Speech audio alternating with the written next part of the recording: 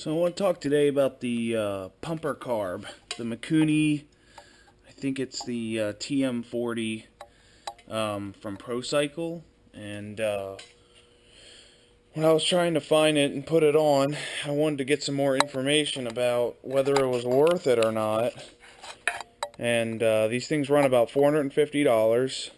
And then you have to bolt them on yourself. If you get a technician to install it, then it's going to cost you probably around $600 to get the whole thing done.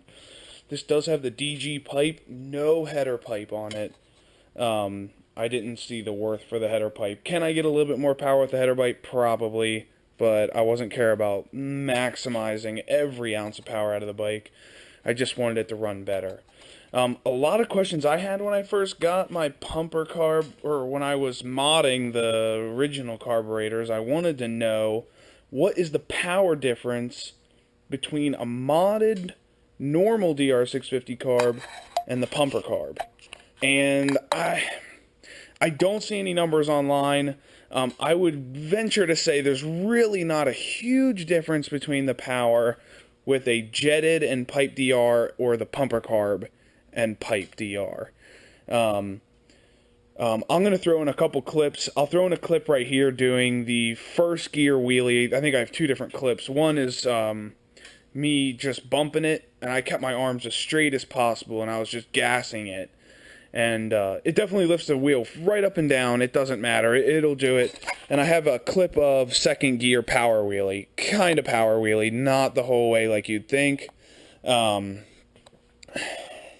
You do have to bounce a little bit when you do a power wheelie in second gear. It's not what they say from ProCycle, where you can just hammer the gas and it rips a wheelie in second gear. You need a little bit of, just a tiny bit of pulling. But it definitely makes it better. Let me throw the clip in here and you all can look at it.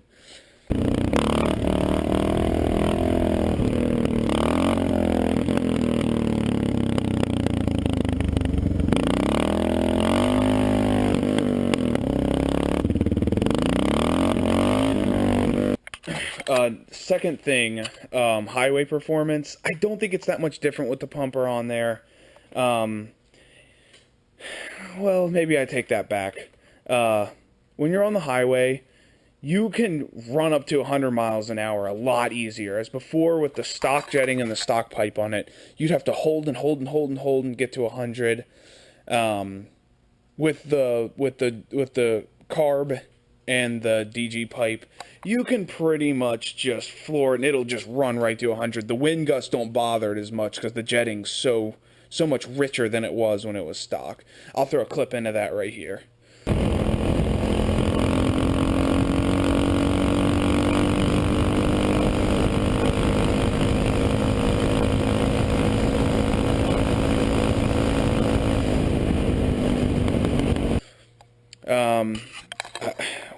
The third thing is probably top speed.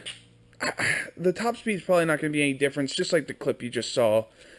It's just easier to get to that top speed. The wind and the hills don't bother the bike as much anymore. The jetting is, again, it's a little bit richer. You're not going to notice that much of a top speed difference. But as before, it kind of struggled to get to 100, but it would do it. Now you can pretty much absolutely hit not just an indicated, but a real 100 miles per hour. Absolutely. I believe in the clip, I don't know if you could see it, but it ticked over 100 miles an hour on the speedometer, and it definitely had more to go. I could crank it out more than that.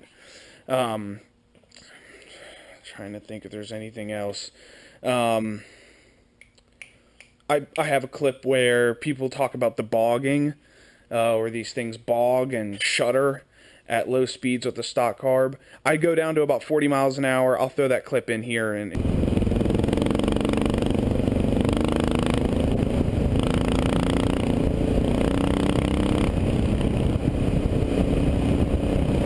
in 1 second. I go down to about 40 miles an hour and then jump it up to 60. It still hesitates and stutters a little bit. It's a single cylinder, but before it would really judder and shake itself to death when you had it in a high gear at low speed. I actually didn't replace this carburetor with the Mikuni pumper because the stock carburetor didn't put out enough power with it jetted. I put this on because the stock carburetor modified and jetted ran so horribly it was almost unrideable. And I know people have those tricks where you have to put a towel over the snorkel, or not the snorkel, I can't think of the name of it right now, but it's that tube that comes up with that secondary filter. And they said, if you wrap a towel and put a zip tie and do all this, like it'll run around. I'm not doing that. That's stupid. I'm not rigging the bike to run right. I just went ahead and just spent the money on the pumper carb. It's worth it. It runs a lot smoother. The power is better. I'm simply just making this video just because there's so many things. And everyone, when I was looking for it, everyone just has videos on YouTube where they're like, oh yeah, pumper carb, and then it's just a quick video of them revving the bike. That's stupid. That doesn't show me anything. I want to see some power difference. I want to see you floor it, and that's what I'm doing. I'm flooring it in first. You can see the front wheel come up. You could see the power difference on the bike.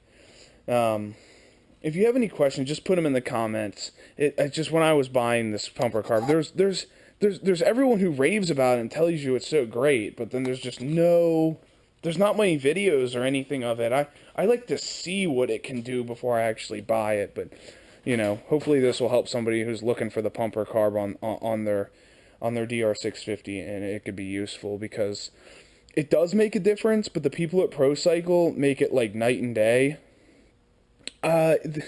It's a lot better than the stock carb, but it's not gonna make this thing a Gixxer 600. It's still a dr650. It's gonna run a hell of a lot better. One other thing to note when I have this set up the way I do, the pipe that they put on, I put on that pipe, and they sent the jetting with that. The Mikuni or ProCycle sent me the jetting with the carburetor supposed to be jetted for that pipe. It was lean, and I'm in Maryland. I'm basically at sea level, so I had to richen it up. I had to drop the needle, and I had to put the 155 jet in the carb because the bike ran so bad and so lean with the 150 that it comes with. ProCycle was like, no, definitely don't put the 155 in, but I did, and it is just, it made the bike run so much better. Can it be tweaked a little bit more? Probably, but it runs fine, as you can see in the videos. It'll rip wheelies and do whatever it needs to do. It runs like the way you'd want it to run from the factory. It is basically what you're going to get out of the pumper carb. That's the way that you want the bike to come, but it's never going to come like that with the restrictions they put on these bikes and whatnot. Anyways, I hope this video helps.